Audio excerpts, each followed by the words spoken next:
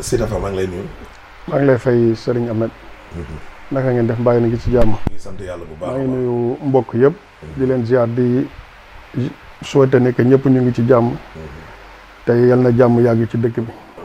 ci barke Yonent bi sallallahu alayhi wa sallam. fi ñuy dooree laaj yi nag mooy doyen Samba Sall. doyen des juges jóge na fii bu yàggul. est-ce que mën nga présenter wu tam nga gën ñu wax lan nga bokk ak ñoom. ndem si yàlla ji yal na ko yàlla yërëm te xaree ko àjjana yal na suuf sedd ci kawam. man cousin wam laa. yaayam mook suma papa ñoo bokk benn yaay bi leen jur. man at sama maam ci booru ci wetu ki ñu ko denc. kooku moo ñu yar at sama papa bi ma jur. ñu màggandoor diggante Sokone ak Dakar waaye moom nag def na ay Foundiougne ak Kaolack ñun loolu la ñu bokk man sama ay leçon ci moom laa ko daan réciter daf ma daan jàppale it ci ay exercices ak di ma surveiller parce que magee na ma quelques années. D'accord mais gis nañ ne nag bi mu génnee àdduna. ak dossier bi ñu ko mujjee dénk di dossier wu Ousmane Sonko bi. coow yi nag daf ci bëri daal ngeen gis ci wax yooyu. yoo xam ne neexu leen. ci nit koo xam ni. dafay nekkoon ba ci yàgg jóge fi. waaw dëgg la. Sénégal dafa nekk réew moo xam ne nit ñi neexuñu waxal. te nit ñi foog ñu xam ne dee du gàcce. ndax bu doon gàcce yàlla du ko teg yonent bi sallallahu alayhi wa sallam ku gën Samba yàlla du ko teg dee honneur la loolu la sëñ Cheikh doon wax mu ni dee c'est un honneur te nit ñi foog ñu xam it ne gannaaw loolu yàlla dee la njëkk a sàkk ko dund. ndax ku dem ci alxuraan yàlla wax na ko fa xalaxal mawta wal xayaata coow li nag dana bari ndax Sénégal réew la moo xam ni farloo bi dafa bari maa far wala fii laa féete ku mu neex waaye nag dee du gàcce ba tax ñu koy reetaan te jàpp naa ne bu ñu xamoon nit ki dëgg ndax buñ nee nit ki baax na rek na ko ay mbokkam wax bu ñu xamoon nit ki dëgg kon ñëpp a koy bokk ñaanal te li ko ñaanal sax moo ëpp ñi ko reetaan. mooy doyen Samba Sall. ñi amul fu ñaan jógewut ci réew mi. muy ci biir réew mi ci biir capitale bi di ci biir fa mu dëkk di ci Fuuta di ci Kaolack di ci Gosaas ba ñoo xam ne sax kenn xamu leen. ñuy woote di ko ñaanal. d'accord moom nag yàlla dogaloon na ne yaramam sutante woon na. la ñu njëkkoon dégg après ci lañ dégg ne dénk dañ ko dossier bi. après nag ci la génn àdduna moom kañ la feebar. feebar bi yàggoon na du woon nekkul woon loo xam ne nii sax ci biir bi muy jël dossier bi la waaw feebar bi moom dëgg fa neex yàlla yàggoon na ba tane woon na bu baax a baax sax alhamdulilah macha allah feebar nag dafa jotewut ak dee dara. nit feebar na ba ñëpp foog ne dafay dem mu jóg nit toog na it dara jotu ko mu xëy dem taw at xiin jotewuñu dara. waaw kon feebar bi daal laalewul dara ak dossier bi. bokkul dara. waaw li tax ñu laaj la loolu rek mooy gis nañ fi ñenn ci ay télé naan dossier bi dee leen xool képp kuñ ko jox fan ngay mujjee après ñu wanewaat leen.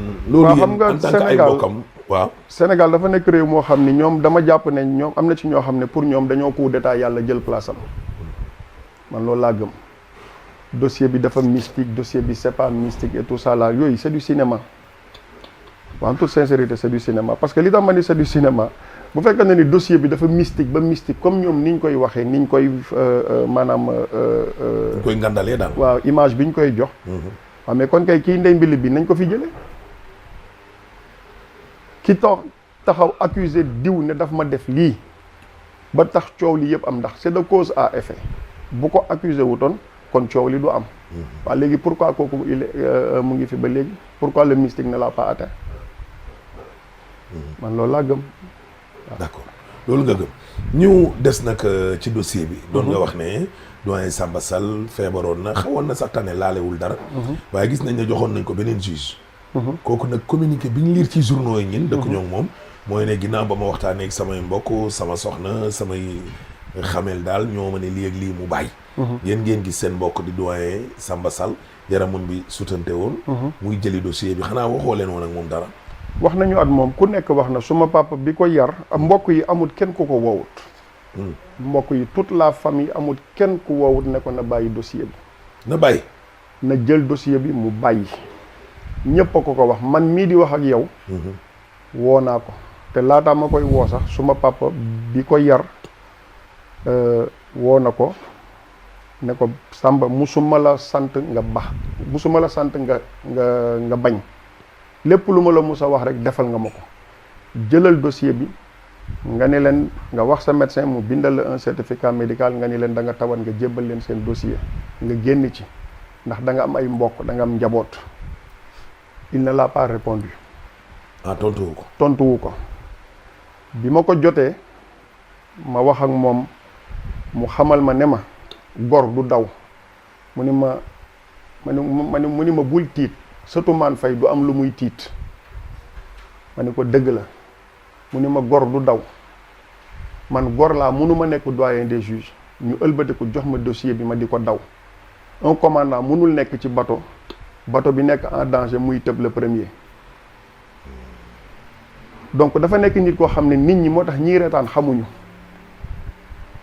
gor dëgg un homme de courage Samba ñaar la xam ci àddunaam lii lay woon jom li dama lay jox benn anecdote bi mu nekkee xale benn yoon la mës a jël 3e ci seen classe sam papa di ko ci xas Samba jooy na ko toute une journée et des jours sax à partir de ce jour depuis ce jour là Samba musul jël 3e premier wala 2e ba ni muy duggee université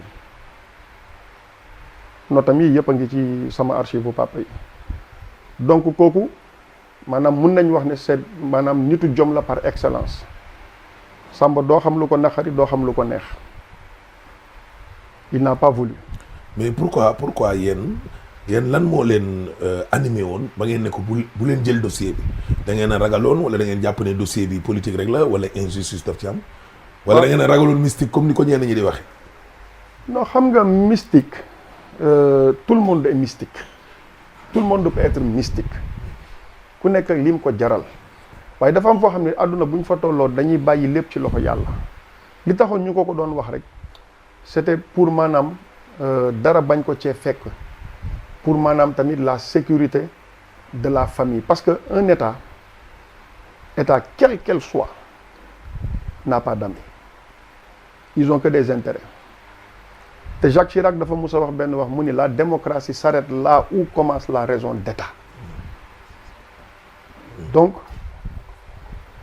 li taxoon man personnellement ma doon ko wax moo di ne dëkk bi jamono jooju mu ngi métti ñu ngi lakk kër yi ñu ngi def nii am na ñu ci ay bakken yu ci dee à telle enseigne que ñu assigné ko benn garde du corps mais man je dis que si un président mu ngi nekk palais ñu barricade ko mu yore beaucoup de garde du corps que ça soit le ministre wala keneen un juge des doyens ñu banaliser ko comme ça jox ko benn di garde du corps c'est pas noble. c'est pas noble balaa ñoo ñëw ci bi muy dajejeeg Ousmane Sonko ak yooyu waaye ñun liir nañ ba tey ci journaux yi te dégg nañ ko tam ñu ne benn instant dafa rawale moom njabootam daal génn nañ këram ba am fu ñu dem làqatu ji est-ce que loolu am na. Ahmed keneen ku mu doonoon ku dul moom dana ko def. kon génnoon na këram dëggantaan. génn na këram dem fu ñuy wax ci booru hôtel Pullman dëkk foofu. il n'était plus joignable. il l'a fait parce que tamit dafa yore njaboot. yéen mënoo leen ko woon jot. non bon am na nag suñu ay ñenn peut-être 1 ou 2 membres de la famille yu xam fi ñu nekkoon te loolu keneen ku mu mënoon a ci doon ak fi situation bi dëkk bi tolloon ba pare à part ça sax defu ko non seulement pour njabootam mais daf ko def tamit pour ses collègues magistrats yi nga xam ne ñoom ñoo dëkk ci cité bi. dafa mujj génn cité yu magistrat yi fii. dem fële ci booru hôtel Pullman nekk fa foofu la nekkoon avec sa famille moo tax après mun naa leen envoyer ngeen teg audio bi il a demandé pardon à ses collègues magistrats xamal leen ne leen pression bi métti woon na waaye nag fii Sénégal nit ñi maanaam xàmmeewuñu ku jël ni justice di doxee ku jël dossier ak ku jël décision. muy demandé magistrat wa mi ne leen ngeen baal ma àq ndax pression bi métti woon na trop ci yéen métti woon na trop ci man. donc ku mel noonu dëgg fa neex yàlla jàmm la doon ut. waaw. d'accord léegi balaa ñoo ñëw nag ci wàllum levée du corps bi ak bi mu génnee àdduna ak bi ñu leen waxee ne làqu na ak yooyu bi muy dem. jokkoon na ak sa papa. bi muy dem xamalu ko kenn parce que. bi muy gisee ji ak Ousmane Sonko ak yooyu yëpp. waaw wala këram nga fële la jógee rek dem tribunal. foofu la jógee dem sam papa bi la veille daf ko wax ne ko na bàyyi dossier bi mais tontuwu ko parce que xam naa ne connaissant le doyen des juges dafa jox sam papa trop de respect daf ko jox cër waaye tamit secret professionnel mayu ko mu xamal leen ne leen bu xëyee daf koy libérer il peut pas le faire. parce que ko ay famille non wala magistrat yi. junj nañu ko rek ñun ñii. nu mu leen junjoon. man le jour même bi muy libérer Sonko il m'a appelé ci WhatsApp bi. avant affaire bi commencé. avant mu koy recevoir une demi-heure avant muy recevoir Sonko il m'a appelé ci WhatsApp bi parce que comme je n'arrivais pas à le joindre ma bàyyee ko message xam naa ni bi mu connecté waatee téléphone am connexion bi mu gis sama message yi il m'a rappelé ma ni ko sa liggéey la man mënuma ci dugg. seetal li la sa conscience may ak li la loi may nga def ko pour l'intérêt du pays. léegi lan la junj. mu ni ma tout ira bien bu fekkente ni ci man dong la des réew mi du tàkk ku dee rek nag yàgg sa bàmmeel xëy na nag dina am ñoo xam ne dinañ ne mbokk moo nekk di wax waaye mbokk gi dafa am lu ko jiitu mooy dëgg gi ca yàlla li ma wax rek laa wax textuellement. loolu yow lan nga ci njàngat maanaam mooy du ma tëj Ousmane Sonko. man xamoon naa ne du ko tëj jour boobu bi ñu ci waxee xamoon naa ne incha allahu rabbi dina ko libéré waaw. loolu moom waaye am na daal kenn ci seeni mbokk yoo xam ne moom dëggal na ni sax. doyen dafa ne nekkul ne moom moo mettre Ousmane Sonko sous contrôle judiciaire loolu c'est-à-dire. man mii di wax ak yow nii. il me l'a dit. ah mais moom bu sous contrôle judiciaire wul Ousmane Sonko kan moo ko def alors. mais la hiérarchie fii Sénégal on parle de démocratie mais ñëpp xam nañ ne Afrique la vraie démocratie n'existe hiérarchie mais greffier bi mooy toog ak Ousmane Sonko ak avocat am ak moom mooy du bind. xam nga lim ma wax. dama ne ko léegi nag naka la fa mbir mi demee bi ñu paree ba pare ne ko ci jërëjëf parce que il faut tamit le remercier après tout ndax jàmm amoon na te jàmm jooju moom la ñëpp doon wër. moom la ñëpp doon séentu mu xamal ma ne ma moom. placé wu ko sous contrôle judiciaire. ah mais kon kat moo ko placé sous contrôle judiciaire. ñi ci kaw. ay kilifaam. ah mais bien sûr. mais c'est eux qui l'ont placé à ñan ñooy ay kilifaam loolu Ahmed journaliste nga je pense que di nga ko xam. ministre bi président Serigne Bassirou Gueye. ñi ci nga xam ne daal ñoo ko yilif. ñoo placé Sonko sous contrôle judiciaire mais du Samba Sall. ah mais xanaa cachet beeg. signé moom ku mu doon jàkkaarloo xanaa bu paree moom dina signé juge bi signé wala. l'État a beaucoup de moyens. mais moom nekkul ne moo placé Sonko sous contrôle judiciaire. mu ngi ci dëgg maa ngi ci fen nekkul ne moom moo ko placé moo tax loolu il faut que sénégalais yi xam ko. il faut que sénégalais yi xam ne Samba Sall dafa sauver le Sénégal. mais li nga wax noonu garaaw na de. Ahmed. Samba Sall bu ñu doon wax ne kan moo war a nekk l'homme de l'année ci année 2021 bii. moom la war a nekk. ndax jàmm oor nañu ci jàmm. julli ci jàmm delluwaat ci jàmm ñëpp nekkaat ci jàmm.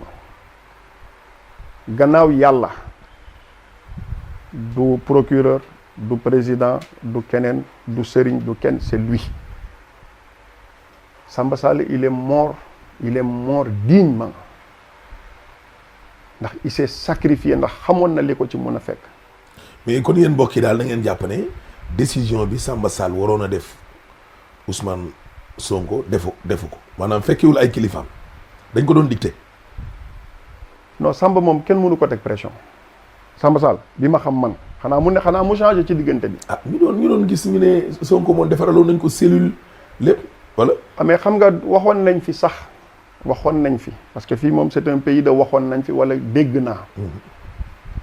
ne Macky Sall Ablaye Wade da nga ko doon préparer une chambre à Rebeuss waxoon nañ fi it ne Idrissa Seck lii wëg lale donc. yéen li ngeen jokkoo laa wax ak sa cousin li nga jokkoo ak doyen des juges laa wax man. yéen loolu déggoo leen ko woon. maanaam ne moom mi ngi dund pression laa wax.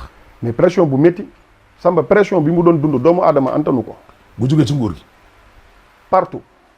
xam nga am pression du pouvoir, pression des collègues, pression de la famille, pression d'un peuple, parce que ñëpp a ngi doon séentu waay nañ ñu dimbale ngir yàlla jàmm am ci réew mi ndax jàmm la Sénégal xam mu nekk ci loxo wu benn nit nga war a yow tous les jours xamuloo ndax boo génnee sa kër di nga dellu siwaat pour fekk ci sa njaboot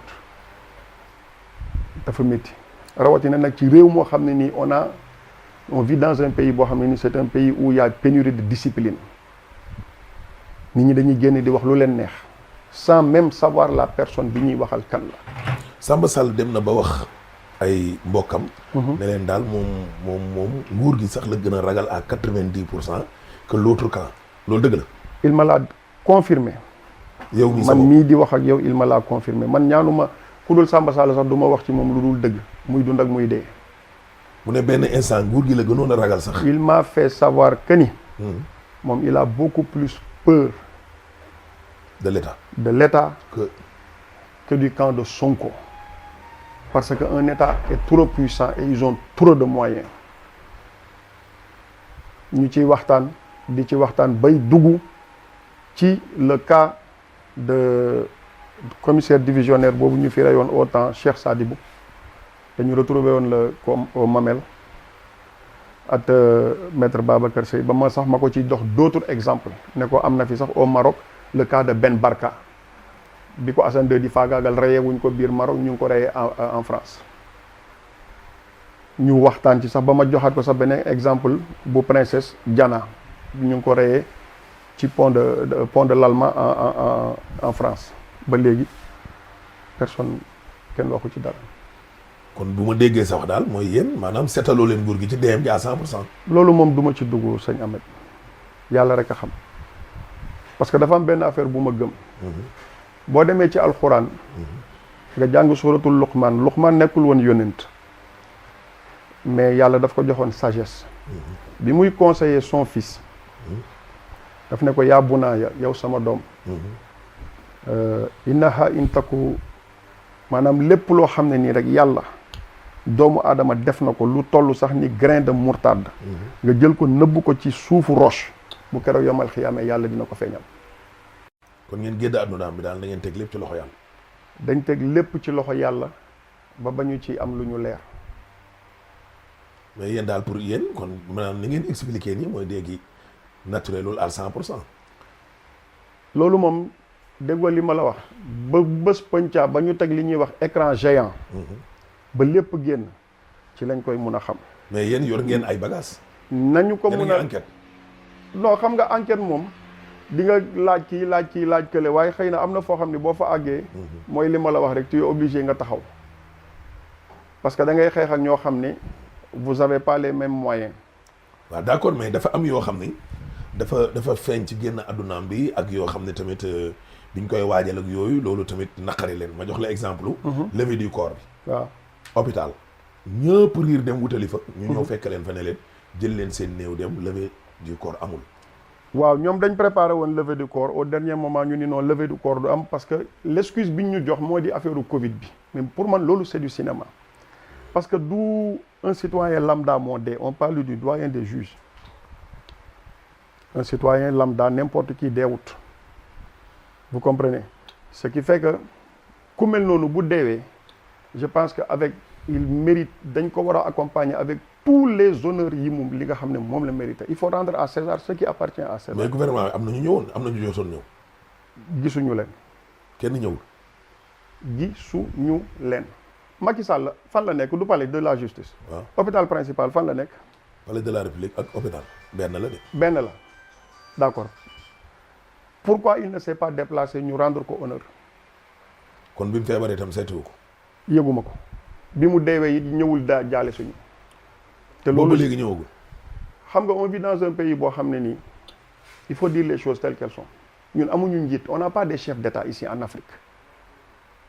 Afrique li ñu am fii waxuma Sénégal de mais je parle d'Afrique li ñu am ce sont pas des chefs d'État mais ce sont des bêtes d'État je pèse bien mes mots ce sont des bêtes d'État parce que je vais te vous dire un truc Macky Sall il s'est déplacé dem France assister di compatir métitu Macron ci kawu Charlie Hebdo bi ba manifester wu marche et tout ça là d'accord tu peux le faire ci ñoo xam ne ni la cause dafa jóg dem pour jàppale ñoo xam ni dañ doon xeex islam yow nga am un citoyen boo xam ne ni personnalité la woon ci réew mi nekk doyen des juges gaañu ñëwuloo nga présenter des excuses les condoléances à sa famille assisté wuloo ci levée de corps bi assisté wuloo ci enterrement bi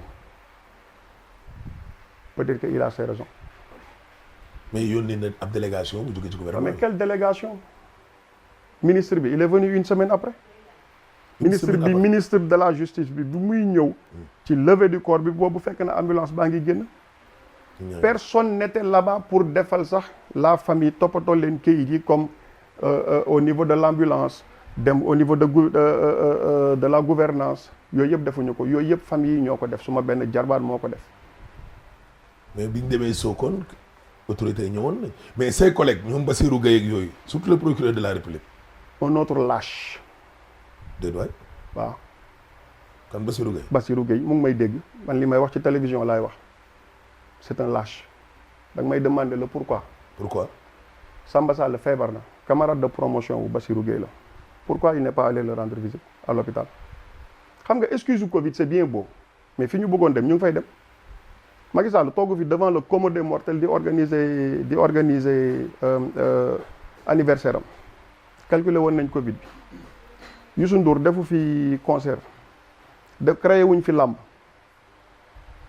Covid bi c'est bien beau Bassirou Gueye n'est jamais parti le voir à l'hôpital Bassirou Gueye je vais te dire pire mu ngi may dégg bi ñu demee yóbbu néew bi à Sokone ci condition yoo xam ne nii benn escorte la ñu am benn gendarme moo leen escorté ba jam ñaajo ba jam ñaajo foofu la gendarme bi yem. ah bon ah oui. kon motard bi yeggul Sokone. motard bi jam ñaajo la yem. waaw ñoom ñu continuer man juste rek benn entre parenthèse nekk naa fi dans le tourisme ci année 2000 yi jëlee nañ fi ay tubaab. ñu escorté ñu ñetti motard escorté ñu ba Saly ñu ñibbi si waat aller retour un doyen des juges gaañu ñu di koy yóbbu dans son village natal parce que c'était son souhait benn motard moo leen escorté ba jam ñaajo mu dëpp il rebrousse chemin Bassirou Gueye yegg na ba li tax ma ne la Bassirou Gueye c'est un lâche bu ko neexee nag en tant que procureur mun na ma accuser de n'importe quoi outrance à la magistrature patati patata je dis que c'est un lâche bu ma amoon un autre qualificatif dinaa ko wax sa camarade de promotion ngay procureur général de la République moom muy doyen des juges mu gaañu ñu dem ba dans son village natal à Sokone bi ñu yeggee paa yi ne dafa tàng nañu xaar ba tàkkusaan bi ñu doog ko denc parce que dëgg la mag ñi bu njëkk ba bu tàngee ba tàng heure boobu duñ ciy denc néew moom mu joxe excuse ne dafa am beneen dëj bu muy dem il a rebroussé chemin. kon fekkeewul enterrement bi. fekkeewu ko waaye xam nga lu tax lâcheté bi la at xat-xat bi mu nekkoon. dafa gêné woon. ah mais bien sûr bët bu tuju ros ba pare ñaari lecture man laa ci gis moo di ne benn lâcheté bi la ñaareel bi Samba la meyam toll foo xam ne nii yàlla dimbale na ko ba xëy na un lâche bu mel ni moom du tim ba melam Bass Gueye waaye nag na jàpp nag benn mbir li alxuraan wax rek al yawma tujza kullu nafsin bima kasabat li ci yàlla teg nag lu leer la wallahi lazim la zulma al yawma nee na bés boobu bakken bu nekk rek sa bés a ngi ñëw te bés boobu dul bés buy moy la zulma al yawma du bésu fen ndax yàlla du fen waaw moom li yóbbu doyen des juges du ko fi baax parce que l'excuse bi mu joxe xam nga dans la vie il faut savoir mentir boo gisee yàlla lépp lu mu ayee rek y a beaucoup plus de conséquences négatives que positives boo gisee yàlla di ñu ayee fen parce que fen dafay sax yëngal arrache Sëñ Tuubaa daan na wax ne toog di jàng bàyyi fen moo gën toog sax di jàng alxuraan waaw boo taxawee nag nga joxe excuse ne comme quoi da ngay dem assister ci beneen néew beneen dëj boo xam ne kooku bi mu gaañoo yàgg na alors que bii mu ngi fraîche maanaam c'est frais c'est un deuil qui est frais te xas nga déplacé wu ñëw ba foofu diggante tisbaar ak tàkkusaan ñaata heure de différence la nga rebrousser chemin bu fekkente ni nag am na neen lu ko nit mën a expliquer man moom ma démissionné wu ci sama devoir d'entendement. mais moom diggante bi mu jëlee dossier bi noonu ak bi mu tawatee dafa gudd wala yàgg na. non dossier bi. wala daf ko fekk ci feebar bi. non instant boobu bàcc bi mu libéré Sonko sax c'est après qu'il est tombé malade. xam nga dafa dul Bassirou Gueye kese sax on parlait de Bassirou mais Sonko y a pas plus mystificateur que lui Sonko c'est un ingrat parce que am na loo xam ne boo ko waxul dañuy foog ne man mii toog di fii di wax ak dina am parce que nit booy wax dafa am ñi lay déglu te ku ci nekk dafay am sa perception de la vérité waaye dëgg benn kese la man mii di wax ak yow man musuma voter dans ma vie man je ne crois à aucun politicien musuma am carte électeur. nga ne Sonko. li tax ma ne la c'est un mystificateur il n'est pas reconnaissant. mais Bathie lui a rendu beaucoup de services. Bathie Sonko toog na ci bureau Bathie man lii moom moo ma ko wax ci entretien ba Bathie Sonko mu abal ko mu sajaada mu julli moom bi muy taxaw Sonko bi muy njëkk a taxaw di cité Bathie boobu Bathie jëlagul dossier bi. boobu doyen des juges yoragul dossier bi ñu demee nag ba nga xam ne toog nañu ñoom ñaar ba waxtaan mu xamal ko ne lii confrontation bii du intérêt réew mi boo leen ne da ngeen di déloger Macky yéen ñële jóg char yi taxaw bakken yu rocci c'est le Sénégal qui perd moo tax nit ñi nañu delloowaat en arrière. kon Sonko da ko waroon delloo njukkal quoi. mais il ne l'a pas fait. lu tax mu waroon ko delloo njukkal. li tax mu war ko delloo dañ koy tëj. non parce que moom ki nga xam ne toog nga yow accuser ko.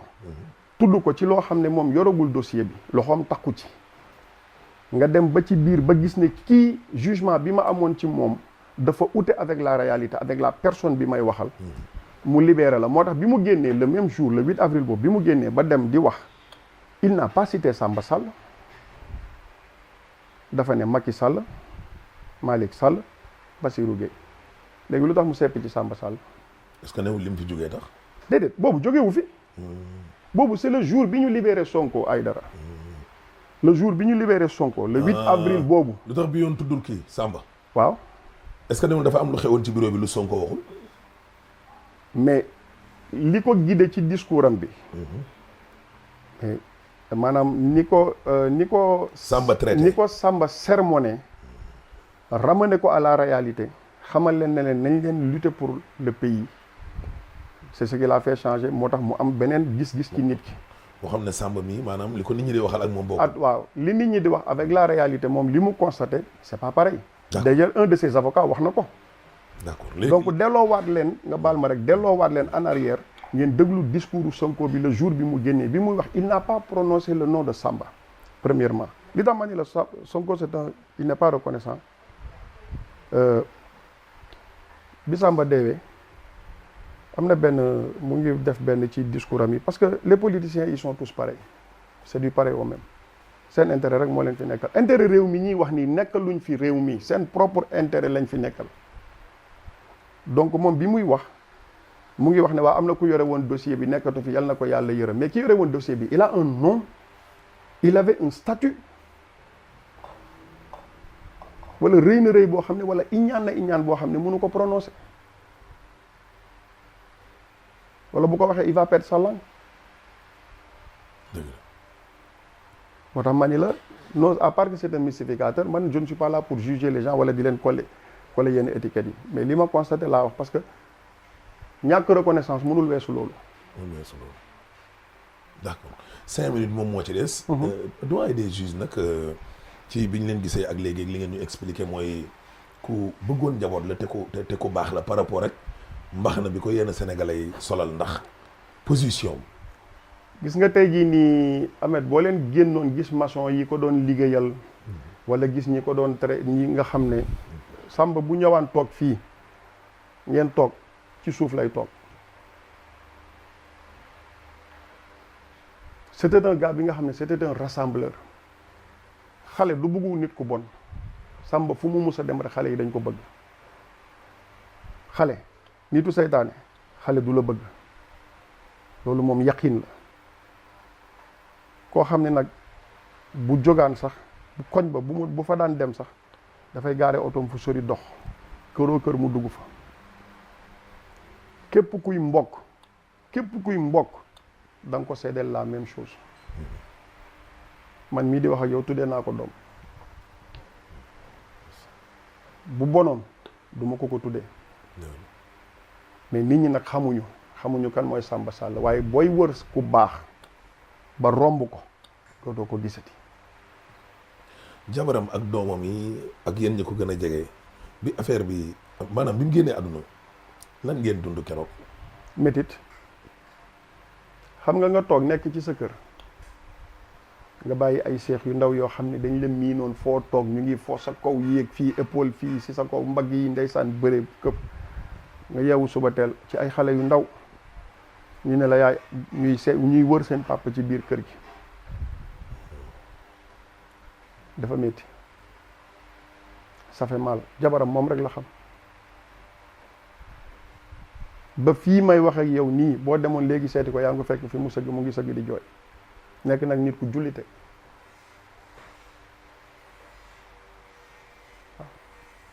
sa papa nag moom mi ko yar.